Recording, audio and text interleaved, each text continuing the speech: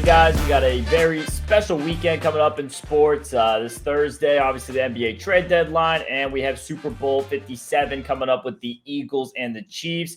Been a pretty good start, John, with the NBA going so far in February. A little bit of a hiccup yesterday. I believe that was only the second losing day of the month. And the last one was a split on the day, just had a half bit on the total. So, John A., how are you doing? And B, we got a lot to go over. I mean, a lot going on in the NBA today. Big, very busy trading deadline this year. As far as the games,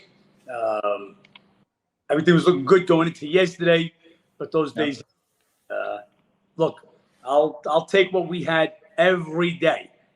We had Philadelphia +4 once we knew that Horford and Robert Williams was going to be out, the Time Lord for the Celtics, and you just figure that's a game Embiid's going to have his way.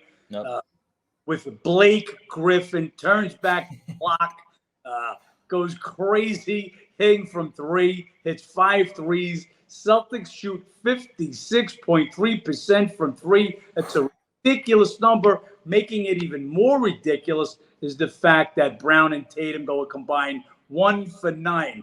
Maxey and Tobias Harris shit the bed. And, look, this is basketball. Did we have the edge? Obviously, we had the edge. When we take 4 and the game closes 2.5, that means not only other sharp guys are taking 3.5, 3 on the game closed 2.5. Same thing with Charlotte. We gave out the Hornets first thing in the morning at +5. That game closed 3. 1.5, 2 points on the closing number. Give me that every day. We're going to get the money. We did it again today. 2 games I sent out first thing this morning. Magic +6.5 for you guys. When I'm saying this morning, Ben, today is Thursday, right? I don't want to get yeah, today is Thursday. So today is Thursday night, and Thursday morning, we sent out Orlando Magic +6.5. That game, as of what is it now, 6:26, as we're shooting this, is down to 5, and we laid 6.5 on Atlanta, and that game is now 8 again. 1.5 best on each of the numbers, and for you guys. That I had to beat the bookie members, you get those bets extra early this morning. Of course, I was always trying to send them out no later than 8 a.m. 8 a.m. Eastern. That's 5 a.m. on the West Coast. Guys, we got to get ahead of them. I know you guys might be sleeping. I get some complaints from some guys out there. I don't know what to tell you. Stay sleeping. You missed the number. Early bird catches the worm. If the sharp guys are going to move the games at 8 o'clock, we got to bet at 7:59. They're going to bet them at 7:30. We got to bet them at 7:29. So this is how it goes. So we're running a little ahead of the sharp guys. That's why I laugh when these guys, especially in Vegas, they call themselves cappers. They're still sleeping while I'm out there moving the board. They're still snoring. Still coming home from the strip club the night before. So this is what we provide. This is what How to Beat the Bookies about. Not guessing at games. Know where the line's going to move and give it to you guys before it does. Yeah, I know a couple of members have said before, especially the West Coast guys, that they set alarms kind of 5:30 in the morning. They wake up quick, see if you sent any bets. If so, place the bet, go back to sleep, that kind of a thing. So it's definitely when the market starts moving. And like you said, you got to beat the market. As far as that 76ers Celtics game that took place yesterday, I don't know if you saw the post-game interview from Blake Griffin. Took a shot at his old coach, Doc Rivers, saying how they went into that game with the game plan of letting him be shooting from the outside, letting him be open. And he just did what Doc does, and that's not make adjustments. So it was interesting to see him take that shot, but it's true. And that's kind of been Philly's downfall come postseason, no adjustments. And like you said, there's a lot of opportunities to take care of business in that game. Just didn't bounce the right way. A lot going on NBA today, guys, with the trade deadline and obviously Super Bowl coming up this week. So throughout the episode, we will get to the Super Bowl at one point, but we'll just start off staying focused on the NBA with what's been going on both today and the deadline and then heading into tomorrow, because we have a massive 11-game card coming up to tomorrow. So a lot of these teams already going to be impacted, either shorthanded or maybe some of these guys going to get, but it's just probably going to be a handful of guys who will be playing tomorrow. And John, we can get right into that because we got a lot to go over. Knicks 76ers is the first one, and a couple of moves there. We have Hart from Portland to the Knicks, and then Philly acquired McDaniels, got rid of Thibault, who's been one of their better defensive players last couple of seasons. Yeah. Look, Hart, for you guys, again, that I had to beat the bookie members, you got a text late last night, just before the start of the Golden State Portland game. Hart was literally on the floor warming up when they traded him last night. That's why we took +3. I had one imbecile DM me like I'm chasing because we lost a couple of games in the morning. Suckers do that. I would never chase. Guys, give me a little credit, please. There was a reason. That was the reason. Hart, literally minutes before tip-off, was traded. For you guys that know, I've talked about it so many times. I liked Portland starting 5. Lillard, Simons, Hart, Grant, Nurkic. But Nurkic is out, and now Hart was going to be traded. They're a thin team, not a deep bench. No. I took the +3 in that game. We actually got a little lucky. Clay banging a 3 pretty much just before the buzzer for that game to land 3. But again, there's a reason. There's always a reason. We don't throw straws. We're not trying to get even for the night. Back in the days when I was a book, we used to call the Sunday night game the get even or get even worse game. So yeah, no chasing here. A concentrated play. That was the reason for Hart. He's going to help the Knicks. Look, Knicks are one of the top teams in opposition's field goal percentage. He's a nice defensive player. He gives you some boards. He'll do all the other stuff. Him and Brunson went to school together. There's a little thing there between those two. That's always good. It's always great to have with your team. I think that's a good look. They gave up Reddish, who wasn't in the rotation, so it can only be a plus. Can't be a minus. Yeah, it's going to be interesting with Thibodeau because he's very weird with his players. He'll just completely remove them from the rotation entirely. And that was, like you said, one thing with Cam Reddish. So we'll see if Hart fits in with the system according to Thibodeau because he runs a strict system and he's not afraid to run the starters' minutes up. But as far as this game tomorrow, Knicks and 76ers, a lot of interesting matchups this year. You have the Christmas Day matchup, which Philly ended up coming back and getting. And then they just met last week, earlier on Sunday, this week technically. And then you had the Knicks who got that win, 108-97 at home. They were down as much as 21 points in that game. That was their largest comeback in the season, but that comeback came in the first half. And you have this Knicks team, and we just talk about it all the time, getting it done on the road. 3-1 their last 4 now. NBA best, 18-9 against the spread on the road. For me, this would be a slight lean to the under game. The game they played last week or earlier this week was an under game. And slight lean to the Knicks. They just keep covering, keeping it close within the number. My only hesitancy there, and the reason I would stay away from it, is because it's the same team in 1 week. Not quite as much as that revenge factor of a 2-game set or a home and home, but pretty close to it. Just a couple games in between. So lean Knicks, lean to the under in this game for me, John. Philly not playing great. Just won 2 of their last 5. Had a 9-game winning streak. Just not playing great. That game looked like up in Boston the last night. Okay, again, it's Thursday. They came up in Boston Wednesday night. They've got to win that game. You've got the 2 bigs out. Jaylen Brown goes out for pretty much a big chunk of the game. Tatum shoots pathetic, and you still can't beat them. So Philadelphia just winning 2 of their last 5. They got to get back on the right track. Maxey and Harris, terrible shooting nights. Embiid does what he does. Obviously, the 76ers are listing him questionable, as they have for the last 7 games, and he plays every game, but it's starting to get reflected in the line. They're not fooling anybody. Just looking right now as the Bulls, for you guys, we did make one bad bet today, and that's going to be this Bulls game. We had the Nets in this game, and we thought DeRozan had sit out the last couple of games. Thought either Levine or DeRozan might be on the move. And now not only didn't they trade anybody, but Claxton will be out for the Nets. So the breaks went against us in that one. Philadelphia, Knicks game. Knicks are taking 2 of 3 this year. They split 4 meetings this year. Last year, prior to that, Philly had owned the series. The Knicks have made that a different series now. We'll see how this game goes. But, yeah, I'm not liking Philly would be Knicks or anybody or nobody. Yeah, I agree with you there. This next game, I think the NFL is grateful that this game's not taking place on Sunday to take away from the ratings. We have the Spurs and the Pistons going at it. You have the 2 probably worst teams in the NBA. 2 teams just not winning games right now. Spurs 10 in a row, 1-9 against the spread. They're last in the NBA, giving up over 122 a game. Then you have this Pistons team. They're 2-9 straight up, 3-8 against the spread. They're 29th, giving up just over 119 a game. So two teams that allow the most points. Two teams just not playing winning basketball right now. A little bit of action in the trade deadline on both sides as well. And the Spurs has been depleted. I mean, the last few games, no Langford, no Jones, Vassell, who's already been out, no Sohan, and also Dedmon and Birch. Dedmon they acquired. He hasn't played yet. And then you have Birch, who they just got today. So we'll see who's playing for San Antonio. This is a game I don't really want any part of. I mean, it's hard to kind of really have an edge with these two teams. Spurs have had success in the matchup, but this Spurs team is just beyond worse than what they've been the last 3 years. Since the Kawhi Leonard days, they've slowly digressed each season. It's rock bottom right now. And they also just basically gave away Podol to Toronto last night. No. And they're getting Birch in return. He hardly plays. Podol at least is serviceable. They could be without their original entire starting lineup. Jones has been out, as you mentioned. Sokins has been out.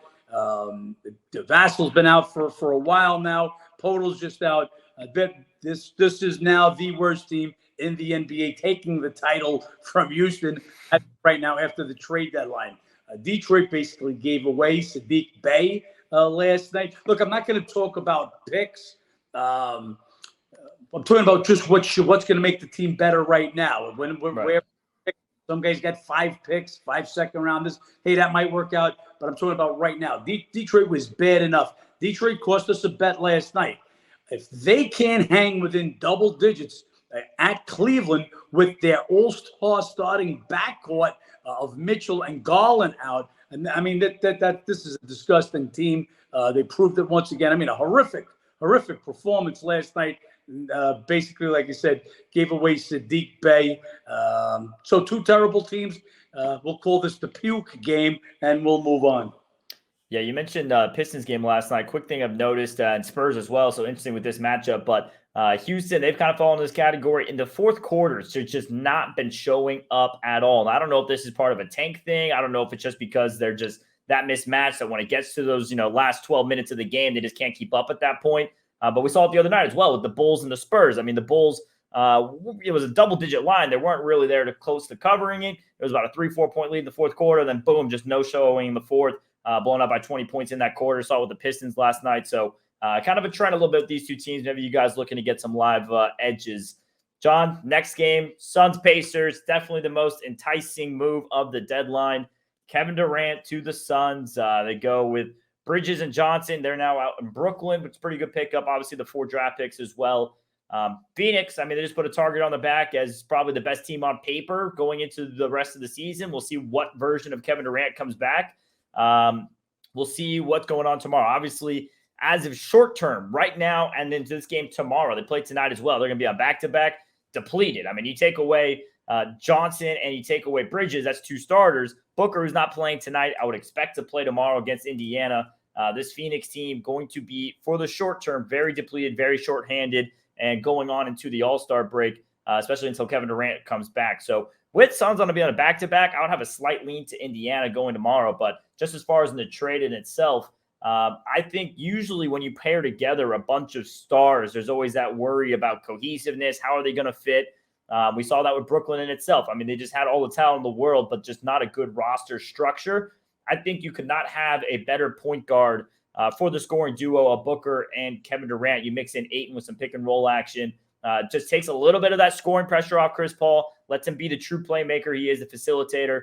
And I don't think there'll be many ego issues there. You got a lot of guys hungry to win a championship. So going to be interesting how it all pieces together if they can do it this late in the season and make a run this year. But no doubt about it, that was the most exciting trade of the deadline. Well, look, this is the reason that I bet against Phoenix today. Not only is, like you said, Cam Johnson and Bridges gone, Booker is not going to play. Yeah, they also traded Saric, who gave them some off the bench. Payne and Shamet still out. So, decimated is the right word for them. As far as the trade itself, everybody's handing the Suns the Western Conference title. I'm not ready to do so. Booker just coming back from an injury. No. He's injury prone. We know the story. KD's not coming back till after the All-Star break. These two guys, Could they get injured? I don't look. CP3, he's another year older. He's looking older every day to me. 0 for 7 2 games ago, and I'm going to say 3 for 9 in his last game. So something like that. He's like 3 for 20 in his last couple of games. I'm starting to look. We saw it in the playoffs last year. He was phenomenal against the Pelicans in the round when he had to carry the team without Booker. Had nothing left for the Maverick series, and it looks like a little bit of a decline. KD, Booker. Hey, if they're both come back 100% healthy, we could say that about a lot of teams. But you still have the question with Ayton, problems with the coach. I mean, I don't know if they could have got rid of him and kept Bridges. I love Bridges. Yep. Gives you D. So look. Once they blew it up with Kyrie, and if you're going to get rid of KD also, man, the Nets, they got a lot of pieces for what they knew they were going to get rid of. So good job for the Nets. Not ready to hand Phoenix anything yet, especially in the short term. I think they're going to have problems because you got rid of 2 real good players. One that I really love, Bridges and Cam Johnson, and you're not getting KD back so fast. And you still got a Booker, I think, played 26 minutes his first game back. He's not playing tonight because they are back-to-back with tomorrow. So I'm assuming he's going to play tomorrow, probably still on a minutes restriction. We'll see. But, yeah, in the short term, I don't like Phoenix. Yeah, short term going to be a problem. You mentioned what Nets got in return for that. It just makes me wonder. I mean, with the Bulls here, just a little sidetrack. The Nets, obviously, Kyrie, that blew up. They were kind of forced at hand to get rid of him after they tried making it work for so long. And then with Kevin Durant, I guess they promised him preseason that if things started to, unfumble a little bit, that they would dealt him to a good situation, which they did. But if you're the Bulls and you're watching this team blow up Kevin Durant and Kyrie Irving, and even still have Kevin Durant and get rid of that piece, and you're holding on to LaVine and DeRozan, and you're just committed to this, maybe 7th, 8th, 9th seed playoff positions where you're not going to be getting good draft picks. You're not going to be excelling in the playoffs. I mean, you're just committing to mediocrity. So I don't know what they're thinking, holding on to those 2 pieces. I think they should move on from it. But, hey, what do I know? I'm not a GM, I guess.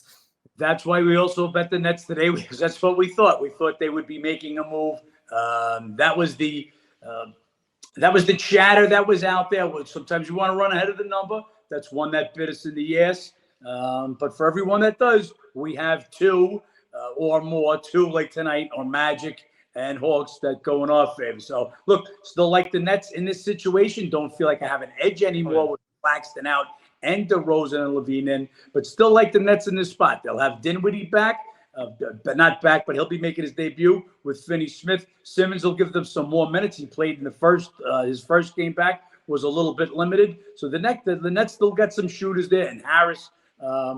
Look, they've been beaten twice by the Bulls, so it's a little double revenge here. That was part of my reasoning earlier to bet this game. So I still give the Nets a shot. We'll see how that one turns out. Yep, and you guys will know before us when you guys see this tomorrow. But next game, John, Jazz and Raptors, obviously a big trade there with Utah. Sending Conley up to Minnesota. You send Westbrook now to Utah for the Jazz, and D'Lo obviously to the Lakers. But Westbrook looks like he's going to be getting bought out. We'll see if that's the case. Kind of see a bit more of like a contract situation for Utah. They get another pick. They get off Conley's contract for next season. Short term, though, they're just really committing now to a little bit of a tank. They started off the season a little bit competitive, not as desperate of a team as we thought they might be. And now this last little stretch or so, we're starting to see it. We saw it against Dallas the other night. Now we saw it against Minnesota. They got absolutely torched the other night, 143-118. They've now lost 3 in a row. I don't expect Westbrook to play for Utah. I don't think it's a good fit. I don't think it goes what they're trying to do. So we'll see if he actually does get bought out.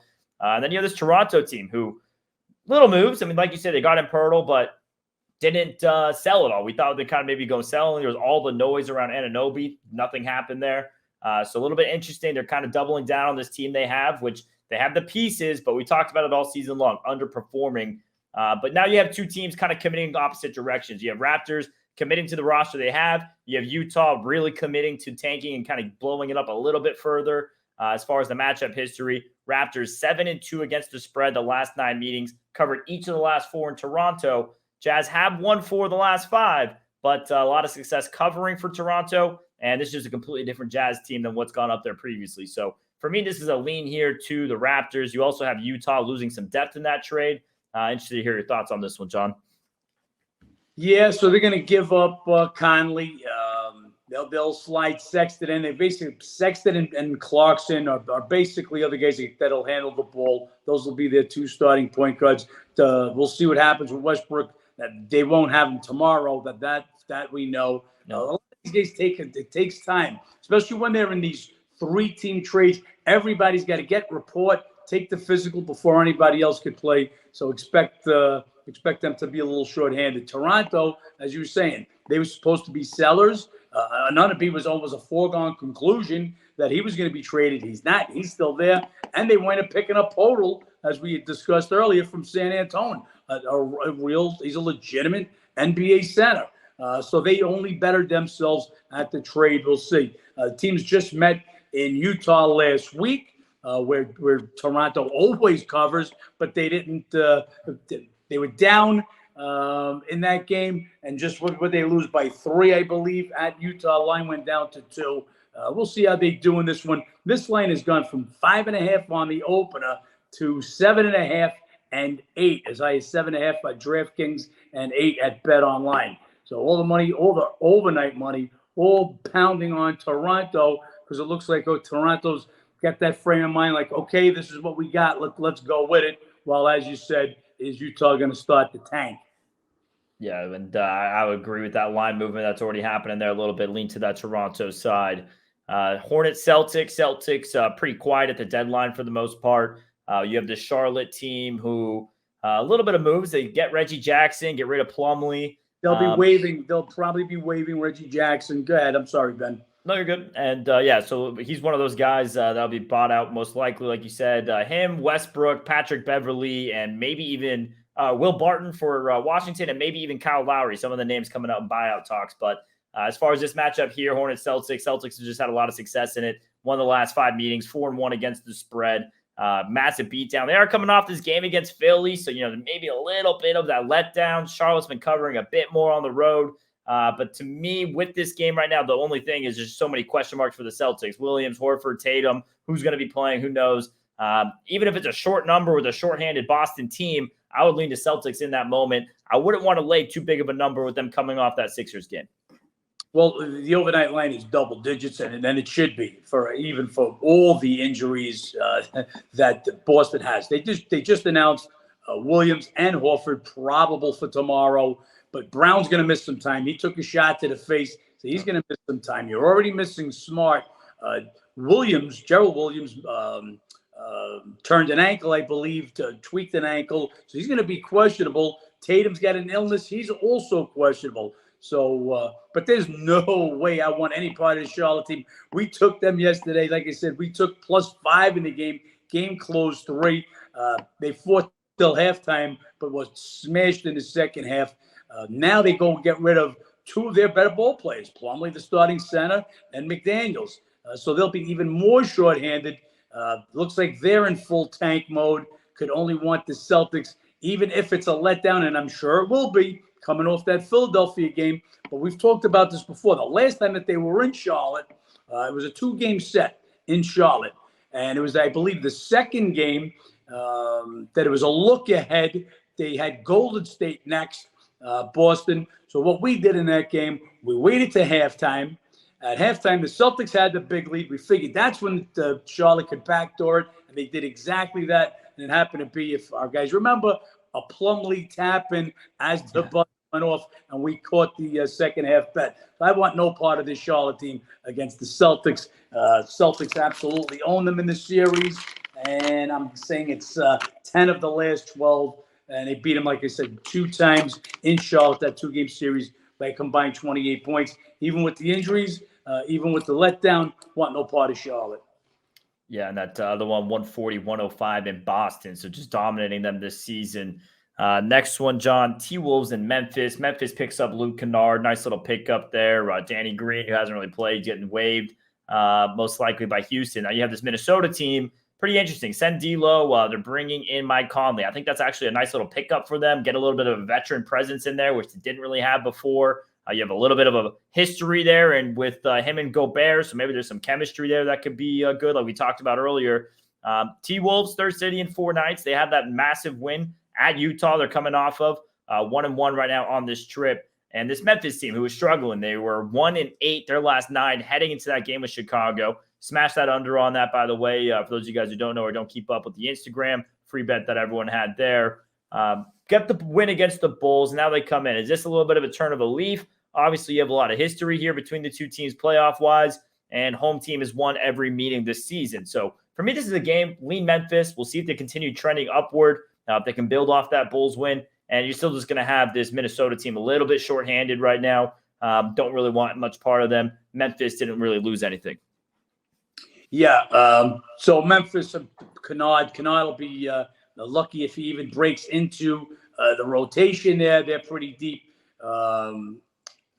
As far as Minnesota, I feel that they lose with Russell. Look, Conley, is he more steady? Yes, he is. But Russell, he gets hot. He won us the game the other night when who did he light up at the end of the game?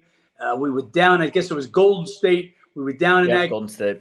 He caught fire at the end of the game. He basically won the game. So he's one of those streaky guys. He's a nice pickup for the Lakers. But Gobert, I don't know if this guy wants to play this year. I guess he's been troubled by this groin injury. He's listed questionable every day. They go get buried at Denver, and then without him and with Russell sitting, they destroyed the Jazz in Utah. So go figure this team out. Memphis, ice cold. Bad basketball. Been playing that way since they had the little thing with the Sharp in LA with the Laker game. They did beat a Bulls team the other day. And yes, we had the under. They beat a Bulls team without DeRozan, who was their last game before today, before the trade deadline, where guys were like, who's going, who's staying. It was a tough spot for Chicago. Memphis took advantage there. Let's see who's even coming for Minnesota right now. Conley's probably not going to play again. One of these 3-way trades. He'll have to wait. Anderson's missed the last couple of games with back spasms. Gobert missed the last game. We'll look to see, because if you're talking those guys out, you're left with Edwards and McDaniels as your only starters from the Timberwolves. But they did score $140 the other night, so we'll see. But all depending on the injuries in that one. Rockets and Heat's the next one. Rockets didn't lose any of their major young pieces. It kind of got involved a little bit. Weird they picked up John Wall again. He's probably going to get DFA'd or whatever they do with that situation.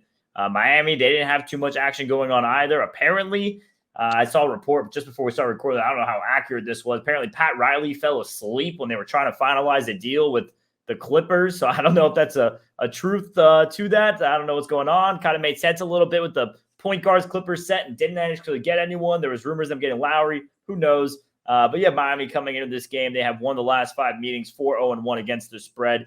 They don't cover at home, so I don't love that. Don't want to lay double digits with the worst team against the spread at home. Rockets, man, coming off a really tough loss. A foul that wasn't really a foul against Sacramento at the buzzer that gave them the free throws. Would lean to Miami, and I mean ever so slightly, but I'm not looking to lay double digits with the worst against the spread team at home. Yeah, but just get the worst against the spread team at home against one of the worst teams in the league. Houston, just a horrible team right now. They've lost the last 2 trips into Miami by a combined 39 points. No, don't want no part of Houston. Miami could have used a little help in the backcourt. With Lowry out, Oladipo also, he's missed the last couple of games. You guys know the injury history on Oladipo. So, yeah, they could have used one of these guys that were being shopped around in the backcourt. Didn't become available, or Pat Riley was napping, whichever story you believe. Miami will sit pat, and Miami's good. They're a playoff team, but they're not in the top of the conversation the way they're presently constituted. And this next team is in that top 4 for me in the East, especially with the blow-up of Brooklyn. So we have Cleveland at New Orleans. Cleveland, one of 2 teams who made zero moves the last couple of days, just sticking with their guns of what they have. And they got a nice little team going on. They got some depth there. Had some guys coming back. I mean, the main issue is, can just Mitchell and Garland stay on the floor? They sat that last game against Detroit, didn't even need them. Don't know if that was a bit more of a rest spot or if they actually just have lingering issues. Who really knows? But in this game here, going on the road to New Orleans, Cleveland now 1-4 in a row, allowed just 88 points per game their last two. Going up against this Pelicans team who's won 3 straight, scoring 127 in that span. So two teams winning right now, doing it in different directions, different ways. You have the Cavs who beat the Pelicans earlier this season. They split last year, each winning at home. I told you guys earlier this week, I'm high on this Pelicans team moving forward this next couple of weeks, and that doesn't stop here with this matchup. You got a little bit of a chance here for a season split. We'll see what's going on with Mitchell and Garland, and assuming they're probably going to play in this game more of a resting situation. I just think this Pelicans team's here going to be in a nice spot to keep it rolling, get it 4 straight. Yeah, that info's in. Both probable, Garland and Mitchell. That's just what it was. A rest spot against the Detroit team they knew they could handle, and Detroit actually made it a little closer in the third quarter, and then the Cavs just absolutely destroyed them. Yeah, I like this Cavs team. As soon as everybody got healthy, everybody, Mitchell, Garland, Allen, have all missed time at one part of the season or another. They're all healthy now. This team looks real good. Pelicans, they're starting to look better. They're starting to look better with Ingram looking better. They were playing absolutely horrible at one point, but they had Zion out, Ingram out, some other guys out. So they're getting healthy again. Zion's the only guy that remains out. Again, you know the injury history with him, so that's going to be a tough situation. But with Ingram looking back, they're playing better. We'll see how this game goes up. There's not even an overnight line on this game, and that was because of the questionability of Garland and Mitchell, but they are going to be probable. We'll see what this line opens up and what it looks like tomorrow. And we'll see how that game goes. Thunder Blazers, next one. Talked about it already a little bit with Hart and Reddish. So Reddish, questionable, probably not going to play tomorrow. Then you have this OKC team who came after Rune and LeBron's special night of getting the record. Beat them 133-130. Very high-scoring matchup. No defense whatsoever played.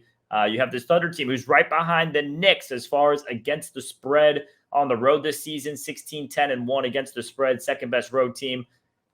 Great matchup success against Portland. They have won the last 6 meetings, and they've won both last year at Portland by 3 points. To me, this game's OKC or nobody. Put them on the road, giving them points. This OKC team's playing with all confidence. And, with the injury they have Holmgren preseason, there was kind of thoughts maybe they're, going to have another tank year, see what they do. This team is playing. They're playing to win. They're playing competitively.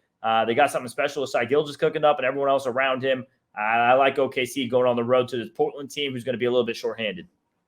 They're going to be shorthanded. They also made another trade. Tells me a little something. So they also traded Peyton today to Golden State, which tells me Steph is hurt more than they're even letting on. He's going to be out way past the All-Star break. That's my personal feeling. So they went and got Peyton, who was on the team last year. So they got rid of Peyton. They got rid of Hart. Nurkic's been out. Again, as we said, this is a thin team to start with. That's a tough spot for them. OKC, they match up well. They've played them well. It would have to be OKC and nobody in this one. Yeah, I agree with you there, John. Mavs Kings got our first look. Kyrie Irving. Kyrie Irving had a decent game. They go get a win at LA against the Clippers. He had 24 points, 9 of 17 shooting. And Mavs started playing a little bit decent basketball. 4-1 their last 5. Luka hasn't been playing last few games. He's questionable for tomorrow. We'll see if we get our first look with that. Then you have the Sacramento team who's just coming back from a long 7-game road trip. To me, this game is just a clear stay away. You have Sacramento, like I said, long road trip.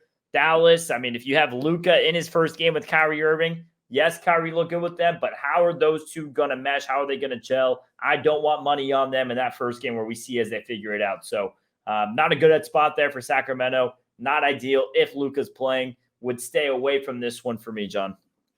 Always, like I said, always depends on the line. And right now there isn't one. No overnight line. That's the questionability of Luka.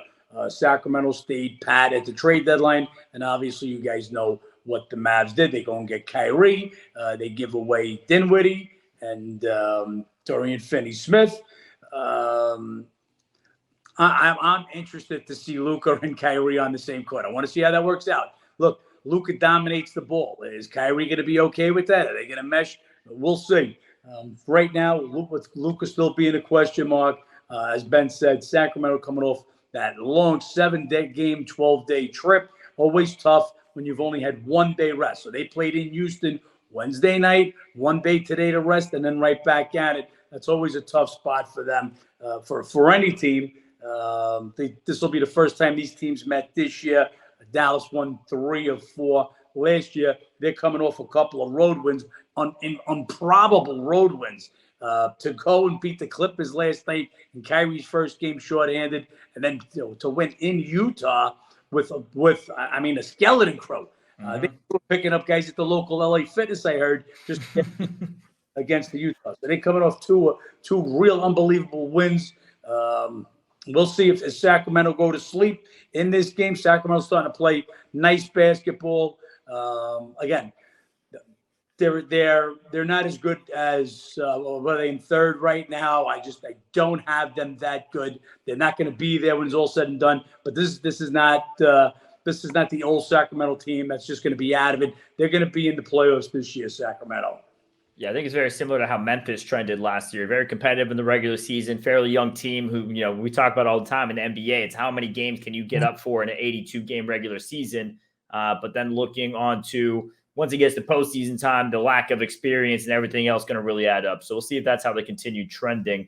Last game, Bucks-Clippers. Bucks made my favorite move of the deadline, picking up Jay Crowder. I think it is fantastic. We'll see how he looks. Obviously, hasn't been playing this year with all his issues with Phoenix. But in that championship run they had PJ Tucker, similar role. You have Jay Crowder, who's made a finals run with Phoenix, made a finals run with Miami. He's been that 3-and-D key guy, can guard the wing spot, match up, help you out against teams like Boston, guarding Jason Tatum and whatnot. Love the pick up there for Milwaukee. I think it's a great addition to the team. And then you have this Clippers team who just gave up Reggie Jackson, gave up John Wall, bring in Plumlee, and they bring in Bones Highland. So a little bit short at the guard spot now. We'll see if they get Russell Westbrook in the buyout. There's rumors about that. Maybe Pat Bev. Who knows where they go? To me, it's going to be Bucks on a back-to-back. Two teams going to be fairly shorthanded. They had a crazy game last week, and that's my only slight lean to the Clippers. The Clippers blew a 21-point lead. Giannis had to drop 54. You're definitely going to have a revenge factor there. Would lean Clippers for that reason alone. Yeah. Well, Bucks are playing tonight also in LA. So there's no travel, but chances are they're going to sit somebody tomorrow. Middleton, obvious candidate. Wouldn't be surprised if they sit more than that. So that's always a key with the Bucks in a back-to-back. Clippers, you mentioned they pick up Plumlee. Nice pickup. Him and Zubac going to give you a nice 48 minutes now between those two guys. Those are you might call your lunch pail guys. Your centers, not flashy, just going to go out there, get those rebounds, get a bucket, get a putback when they can. But they are also going to get Eric Gordon. He can knock down a few from Houston, so give him another little bit from the outside. So they kind of try to upgrade their role players. Obviously, the key to this team, Kawhi, PG, as far as they go, that's as far as the Clippers are going to go. Got to be the Clippers or nobody in that spot. Look, Clippers fell to Dallas the other day because that was a look at. Just look past that game. We're looking ahead to this Milwaukee game, a game that they led last week in Milwaukee by over 20 points, and they let slip away. So they were looking for this game. They'll try to come for this game tomorrow. Milwaukee, if they play everybody tonight, you're going to be assured at least Middleton will sit tomorrow. So again, no line, and I hate to say this team or nobody when there's no line. So you need to see what the line is because, hey, if they say Clippers are 5, it's Milwaukee. So it's always what the line. It's all about the line, guys. Beating the line. If you just beat that line, if you got a point and a half going for you every day, it's mathematics. It's not basketball anymore. It's just numbers. If you have the number in your direction every day, you're going. That's how you win the money. That's the bottom line. One team that's not playing tomorrow, so we didn't talk about them, was what the Lakers did. We kind of touched upon it, but the Lakers really got better. So you add not only Russell, but Beasley. So you get 2 guards that can shoot, and you get rid of 2 guards that can't, Westbrook and Beverly. So I think that was a big upgrade for them. You you open up the lane a little bit. That's gonna help AD. That's gonna help LeBron go into the bucket. It's a big help. Does this put them in the top position or the conversation? No, but it makes them that much better. They're a solid playoff team with the team that they've got going now. I will say they, as far as matching up with Denver, top seed in the West. I mean, if Anthony Davis is healthy come playoff time, they match up best for that than anyone else in the West. They play well against these big teams. Milwaukee, they're playing it tonight. Be around by playoff time. yeah. That's the age-old question. Yep, and the pickup of Mo Bamba, obviously it's not a big name pickup there by any means, but those are the kind of bigs that LeBron just makes really better. I mean, anyone's size, any kind of athleticism. I mean, shit, with that championship team, JaVale McGee looked like a stud big man just playing next to LeBron James in that pick and roll game. So we'll see if, LeBron can build that at all, Mo Bamba at all coming off the bench. John, I mean, any big takeaways for you on the deadline? Any losers, clear winners, any moves you really like, hate, anything you have in the deadline? Lakers are a big winner. Nets accomplished what they needed to accomplish. They did a great job. They got rid of two guys that everybody in the world knew they wanted out of Brooklyn, and they got some pieces for it. Are they as good at no? They're not. With a healthy KD and Kyrie, before KD goes down, man, I had them right up there. Now, they weren't going to beat the Celtics because Celtics have their number, but they were right at the top of the East, right with Milwaukee and Cleveland. They're not there anymore, but they're not destroyed. They again, I don't want to talk about the picks. That's the future, but let's talk about the picks. That's the future. You got a nice nucleus of teams now, a nice nucleus of players now to keep you competitive. You got some picks. It's Brooklyn. You can add a star when you wave the money in front of them. So they didn't get destroyed. Again, when you're in a bad position, when everybody knows you got to trade Kyrie, when everybody knows KD wants out, it's very hard to get fair exchange. They did about as good as they possibly could for it. As a matter of fact, talking with my cousin from Boston, because there was some rumbling that the Celtics wanted KD. I'm like, well, who are they going to give, and who are you prepared to give? And when the trade hit, I said, so would you have topped that? And he was like, oh, no, this was like the Herschel Walker trade for you guys that know your sports. They gave the entire team basically, or their whole draft away just for Herschel Walker. So Nets did a good job. Lakers, I think, did a real good job. And then you could see teams like the Hornets just now they're playing for the lottery, getting rid of a guy like Plumlee, a guy like McDaniels. You're going to need guys to fill up. Look, these aren't huge guys, but they don't have huge guys, but they're solid guys. That's Sadiq Bey going to Atlanta was a nice little pickup for Atlanta. They didn't have to give nothing up for it. I'm talking about players. I don't know if they give up picks or down the road, but for what it helps this year, he's a nice little player. He'll come off the bench. He'll give him a little something. Are they happy? Again, they talk about John Collins getting traded every trade deadline. He's still there. Trae Young, if you guys have been following the show, we've talked about his little rough patch with Coach McMillan. So maybe that's all lined out. Look, Atlanta's got talent. They put it all together. That backcourt, man, that's Trae Young, DeJounte Murray. Love that backcourt. When Capella's healthy, love Capella.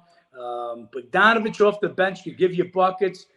So Atlanta could be a decent team. Again, not in the top of the conversation, but they're a playoff team, and they can give you a first-round win.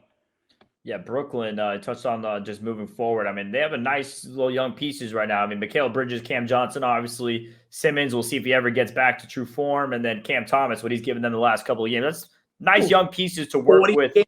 Let's see. Let's hope with that 40 piece tonight, we're going to need that. Yeah, hopefully he keeps rolling with that. But they got a nice young pieces as they're recuperating the draft picks they lost as they were acquiring James Harden and everything else.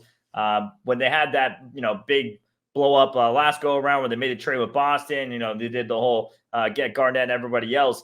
That team, it took them a few years to recuperate the youth. As soon as they got it, as soon as they had D'Lo, Jared Allen, Dinwiddie, LeVert, they finally had a little bit of a nucleus again. They blew it up for KD, Kyrie, and Harden. And now it seems like they kind of easily replaced that with arguably better pieces. So not too much of a step backwards for Brooklyn. We'll see what they do moving forward. But yeah, that's kind of that superstar. They don't have that. Look, hey, let's see what this Cam Thomas could turn out to be. 3 straight games, 40 or better. Let's see. But yeah, that I like Bridges. I mean, how many wings could you possibly have though on a team that's all they've got? Yeah. Yeah, still hurting in the big man position. John, I don't know if you have anything else you want to touch on NBA. If not, I heard there's kind of a big football game going on this weekend we can get into. We got Super Bowl 57, guys, as everybody knows. Chiefs and Eagles, pretty good matchup. Obviously, all the antics been going on this week, seeing all the videos everywhere. We touched on it, what was it, like maybe a week and a half ago, the first, right after we found out who's in it, a little bit. We can do a bit deeper of a dive. John, I'll just let you start. We just talk about the side a little bit. We can talk about the total, maybe a little bit of props as well. But as far as for the side of this game, John, what are your thoughts going in? We gave out Chiefs immediately +2 on this game, and that's the thoughts on. Hey, give me the guy that's been there. Mahomes, 10-3 in the playoffs, 5 to AFC Championship games. Been to the big one twice. He's took one home. He's been there. He's done it. The Chiefs have been to these games every year, and that's the difference. The Eagles haven't. I like what the Eagles brought. The Eagles are back playing to what they were earlier in the year. But Hurts, let me pull up stats for Hurts. Since he's returned 51 for 84, just over 60%, only 504 yards, 2 TD passes, 1 INT in 3 games. You're not going to beat the Chiefs and Patrick Mahomes with those stats. Because you're not. Look, they ran over the Giants. Giants weren't even a playoff team. Giants had a lovely schedule to walk over, a last place schedule from the year before. They beat a 49er team that didn't have their quarterback after the first series of the game, and then didn't have their second quarterback, and went to a guy that heard he's going for surgery. I guess, was it next week or in 2 weeks? That's how bad his arm was messed up. Of course, he couldn't pass. They were sitting ducks. Doesn't take away from how good a team Philadelphia is. Number 1 team against the pass. Led the league in sacks. Just know who's second against the sacks in the regular season. Kansas City Chiefs. Chiefs are no slouches on defense either. Like I said, Mahomes has now had. Look, they both came in a little banged up to the last game. Hurts admitted his shoulder hasn't been 100% either.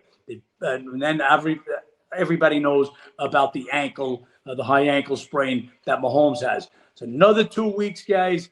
I'm sure they're still going to all be a little sore. Every one of these guys got a little something going on at this time of the year, a knee, an ankle, an elbow, a finger.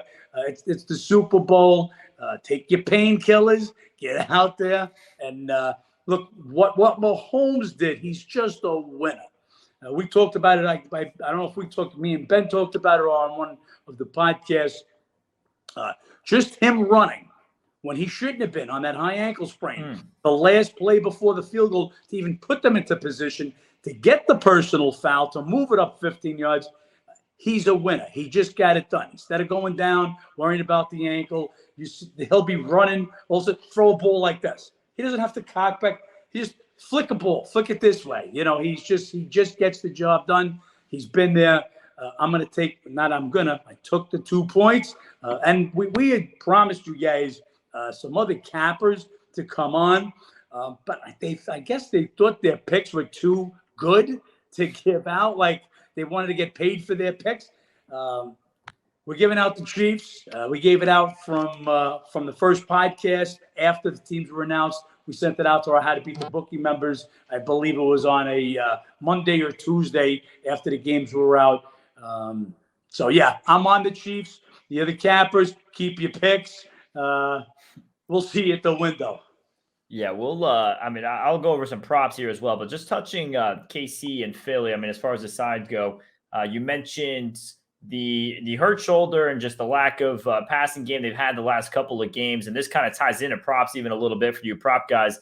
11 of his last 14 games, this is dating back pre-injury, he's been held under 250 yards. QBs against the Chiefs, 9 of the last 10 games have been held under their passing prop. 9-1 to the under against the Chiefs. You mentioned second against the league in sacks. So that could be a little bit of a play there for you guys. Hurts onto the under of the passing yards. I mean, look at the strength of schedule for Philly. They have 2 impressive wins against San Francisco, no quarterback. Against Dallas, no quarterback. Their 2 best wins on the season against teams without quarterback.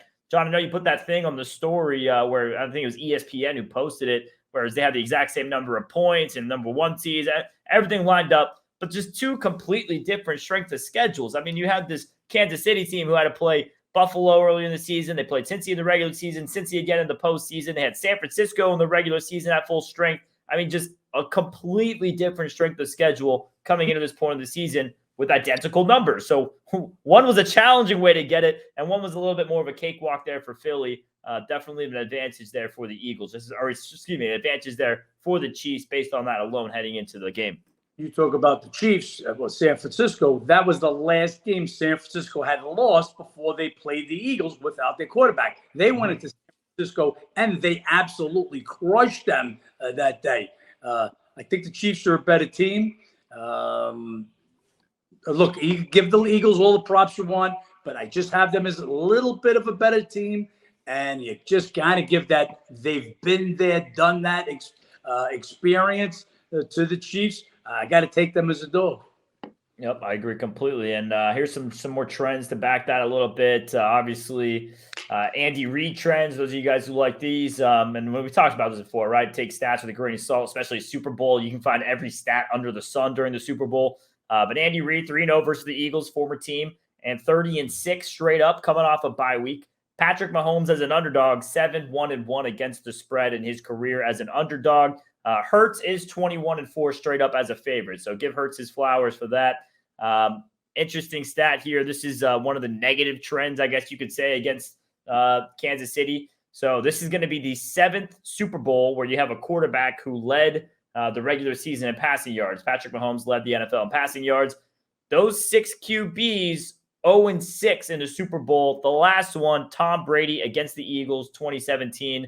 Just a little bit of an interesting trend there as well. And then some total trends John wanted to come at you a little bit. So last 19 Super Bowls, the under 11-8, but the lead referee going, Carl Schaefer, sorry if I butchered that, lead ref, the 12 playoff games he has ref, the under is 11-1. He led the league in penalties this year at 12.6, led the league in penalties last year with 13.9, and the last 2 Super Bowls he refed both went under. He had the last year's Super Bowl, he was actually a participant with Rams and Cincinnati. And the KC Tampa Bay Super Bowl, he was a ref. That game also went under. And he was the ref with Cincinnati Buffalo in the postseason, another under game. So 11-1 to him as the referee with an under and leads the league in penalties. Got to be some good little referee trends there for under bettors. That absolutely does. That's a trend. A couple of games here and there, coincidence. How were the matchups? 11-1 is a trend. Absolute trend. And I know you guys like props, so just came with some little bit of prop stats for you guys. John and I don't really bet props, but thought I'd do a little bit of research. Already mentioned it already with Jalen Hurts, the unders. Got to lean there a little bit. I think my favorite prop this weekend would be Patrick Mahomes over on the attempts. Right now I'm seeing the line at 38.5. We saw it against Cincinnati, with the ankle injury. Did a lot more dump passes, a lot more quick passes. Wasn't moving around, a lot of extending of plays. Wasn't as many big plays.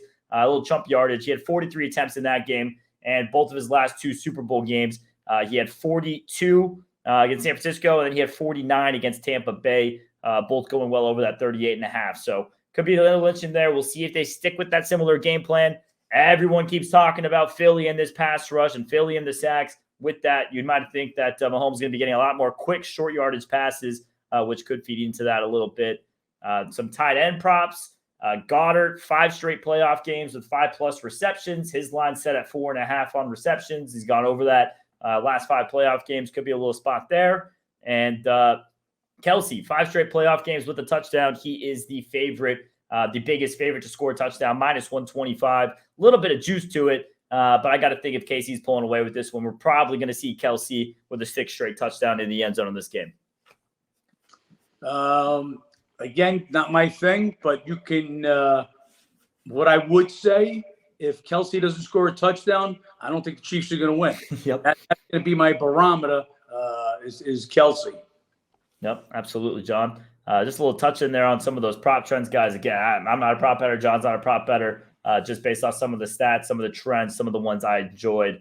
John, I don't know if you have any other Super Bowl props, any crazy halftime Rihanna to sing what song she's coming out props. I saw this guy on Instagram did like a 5-minute breakdown based off of like last performers, what Rihanna's going to sing as his first song.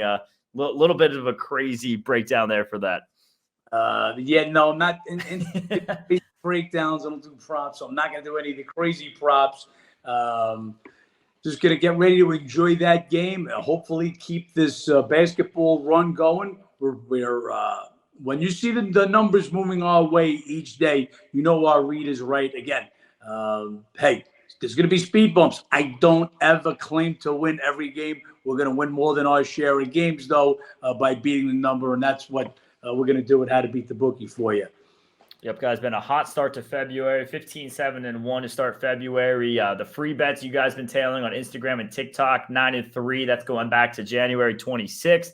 So been a nice little few weeks here running hot. Hopefully we can keep running hot, get a nice big Super Bowl win over the weekend. And this last, 6 days, 5 days until the All-Star break. Going to be a lot, very interesting. Just the NBA, see which of these guys play before the break. What do we see? A lot going to be adjusted on your ratings, I'm assuming, right, John? Oh, yeah. I'll be spending these next couple of days, these first games. The ratings will be all over the place. As a matter of fact, if you look at the ratings now, we've put all the new guys that mean something. A lot of trades like, let's just say, Kennard going to Memphis. To me, he's not going to affect that team. So he's not in the injured player list. He's not going to affect it. But each game, whether Westbrook is going to play for Utah or not right now, we have him listed as injured, although he's not injured, but he's not playing. We'll see if he's going to wind up playing for Utah or not. The KD obviously is going to be in the injured box till at least after the All-Star break. Nets should get Cam Johnson and Bridges back after everybody passes their physicals. Obviously, they won't play today. So the ratings will be all over the place for the next couple of days. And then we'll get look, this was a great time to take advantage of line makers. And that's what we did today. Two of the games, we just had bullseyes on them. And that was Orlando. That moved the 1.5 from 6.5 to 5 was the close on it. And Hawks 6.5. That game looks like it's going to close 8. We're about 20 minutes away from tip-off on that one. So this is where we get the edge because we're up all night making the numbers, seeing how the trades are going to affect, what players are going to play. And then we're up early, like I said, sending out bets this morning, 7:30 Eastern to run ahead of the numbers. And John, one more question for you before we wrap things up. Back to Super Bowl a little bit. This one's just a little bit more historical. Do you have a Super Bowl memory, favorite game? Biggest, I don't know, back in the booking days, maybe back betting wise, just the most profitable game, just super memorable for any specific reason. Any big Super Bowl memory that comes to mind? Obviously, you've seen one or two more than I have. Just one or two more. My first memory, being a New York kid, was all the way back to the 60s, was Joe Namath and the Jets winning the Super Bowl. Obviously, I wasn't booking back then, but my father was. Being a New York book, he got destroyed back in the day because the Jets went and beat the Baltimore Colts, and Johnny Unitas was on that team. Baltimore was like, look, at that time, the AFL was the upstart. I believe that was Super Bowl III. So the AFL was looked at as like the little brother, that the NFL would just run all over them. So it was the first time an AFL team won. It happened to be a New York team. I remember, again, I've talked about it. My dad was a book back in the day, and I'm talking about a big-time book. 1969, his absolute worst year. Knicks beat the Lakers in the NBA. Nets beat the Orioles in the World Series. And the Jets beat the Baltimore Colts in the Super Bowl. He saw a lot of Shylocks for money that year. So once in a while, the books do lose. That was one of the years that it happened. So that was my first memory. Again, like I said, being a New York kid, growing up with Joe Namath, and then Tom Seaver and the Mets winning the World Series. But, yeah, that was my first Super Bowl memory. I was happy. I'm thinking we're supposed to be rooting for the Jets. Had no idea what my dad did at that time. I was a 7-year-old kid. So, yeah, that's my first memory. As the years went by, Joe Montana going to the Super Bowl. Look, I used to take beat on the Super Bowl every year when you have teams like San Fran crushing whoever they were playing. My biggest loss on my own was probably the 49ers, Steve Young Super Bowl, I believe crushing the Chargers that year. That was a humongous number. Also had some good ones. Caught a $50,000 box. If you guys are familiar with the squares, playing caught a $50,000 box in the Buffalo-Dallas game that was helped out. If you guys remember the video, Buffalo guys running in for the touchdown. They knock it out of his hands. So only for that reason that the two numbers caught. So a lot of good memories with the Super Bowl, a lot of big swings, win and lose. But, yeah, my first one, I guess, the most that sticks out in my mind. Yeah, I got to imagine that's a rough year. All three of those teams, like you said, New York teams taking care of business. But yeah, that's kind of going to wrap it up, guys, for this little Super Bowl episode, NBA trade deadline episode. As always, if you guys have questions, you guys want to ask John or myself, betting related as far as strategy, maybe game related, how to beat the bookie related. If you guys don't know, go check out the website, howtobeatthebookie.com. That link is below. You guys get breakdowns like this for every single game. You get access to all of John's bets and his ratings, like he said. Going to be a lot of adjusting these next couple of days. And John, other than that, you got anything else to say? That's pretty much it. Like I said, we've got a couple of basketball games tonight. We got a huge card tomorrow. You guys should check this out, hopefully early. Not going to have all that much information just because of so many guys questionable. Best thing I can tell you, especially right now, we're still running a free 3-day trial. There is no better time to get it. First of all, been red hot, so you want to get on top of that. And these next few days, we keep you up to date with every single move, who's in, who's out. We update the website throughout the day. We're on top of every move. Again, like I said, last night being Wednesday, tonight's Thursday. Am I correct, Ben? Thursday, yeah. Yep, Thursday. Last night being Wednesday night. We don't bet and then go out and go party and go to the strip club or go fishing or go golfing. Last night, right up until 10 o'clock, just before the Portland Golden State game, I see that the Portland has traded hard. He was literally on the court. I just thought that was a great spot for a Golden State team to take plus 3 points in the game. Golden State actually takes the lead at halftime. It was a tough game right there. The game lands 3. So we don't stop working is the moral of the story right through the end of the night. If we were in a spot to bet at halftime at 11 o'clock, we'll still bet it at halftime. Just we had the lead in that game. So the spot, just didn't think the spot was there. But don't stop working. Get up 5 hours after we go to sleep. I'm up 5 hours later, getting ready to bet the morning. So go get that free 3-day trial. And you don't like us? Hey, you don't have to see us again. Yep, that promo code, guys, is Lambo, Lambo. You can, when you sign up on the website, it says have a coupon. Click on that. You can put in that promo code. And, yeah, nonstop action, and we're covering everything. So make sure you guys check that out. Download the app. Check out the website. Follow us on Instagram and TikTok under those handles down below. And other than that, John, let's make some money. Let's make some money.